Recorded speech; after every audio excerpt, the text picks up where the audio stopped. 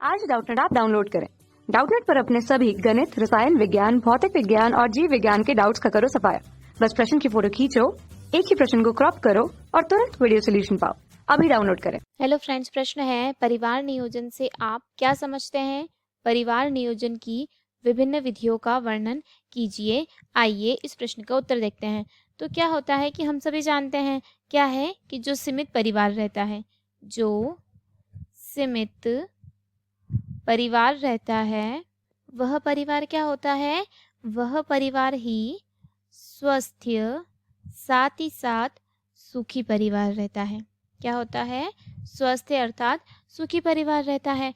अर्थात परिवार में जो संतान होती है, परिवार में जो संतान होती है, उन संतानों की जो संख्या रहती है उसको क्या करना चाहिए? सीमित रखना चाहिए। परिवार में जो संतान होती है उन संतानों की संख्या को सीमित रखना चाहिए।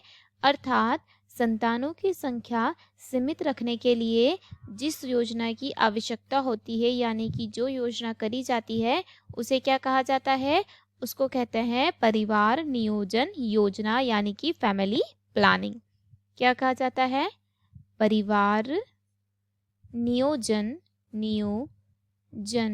योजना। ठीक है, परिवार नियोजन योजना। और परिवार नियोजन की जो योजना है, इसी योजना के आधार पर ही क्या है, जो जनसंख्या है उसको क्या किया जाता है? उसको नियंत्रित किया जाता है। क्या किया जाता है?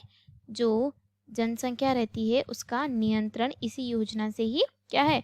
संभव है। तो परिवार नियोजन के लिए विभिन्न विधियों का उपयोग किया गया। पहला तो क्या किया गया कि जो कम उम्र में जो विवाह हो रहे थे उन पर रोक लगाई गई। क्या लगाई गई?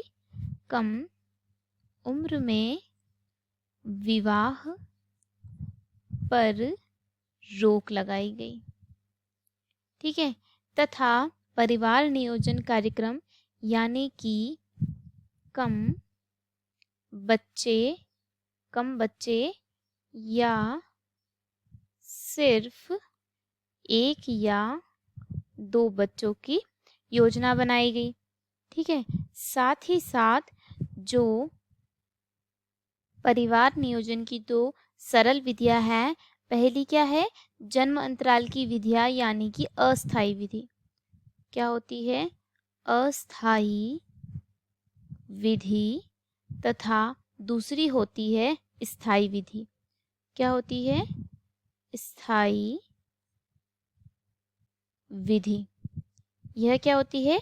जन्म अंतराल की विधियों में जो प्रसव उपरांत जो IUCD, यानी कि प्रसव उपरांत क्या लगाया जाता है? IUCD या PPIUCD। ठीक है। और गर्भ उपरांत, ये क्या होगा? यह प्रसव उपरांत। तथा जो गर्भपात के जो उपरांत, गर्भपात के उपरांत IUCD तथा गर्भ निरोधक गोलियां व अंतरा इंजेक्शन आदि का क्या किया जाना चाहिए? शामिल किया जाना चाहिए। साथ ही साथ जो कॉपर टी आती है, जो कॉपर टी आदि भी क्या होती है कि प्राकृतिक संसाधन है किसका? जो गर्भ निरोधक का।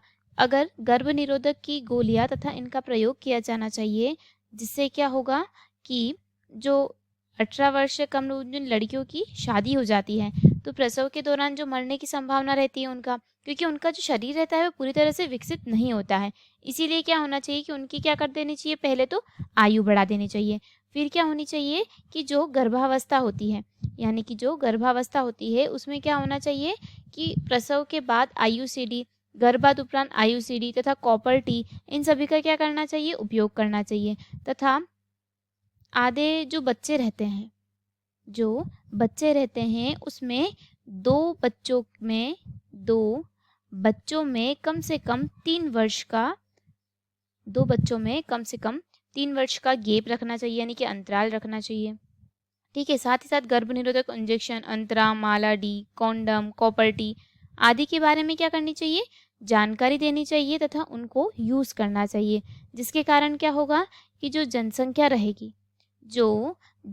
रहेगी वह भी कंट्रोल में रहेगी तथा परिवार नियोजन भी हो पाएगा। और परिवार नियोजन की जो तकनीक रहती है उसको अपनाकर जो बच्चे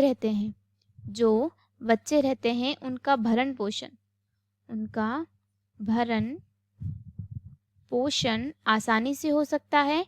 साथ ही साथ भरण पोषण के साथ साथ उनका जो शिक्षा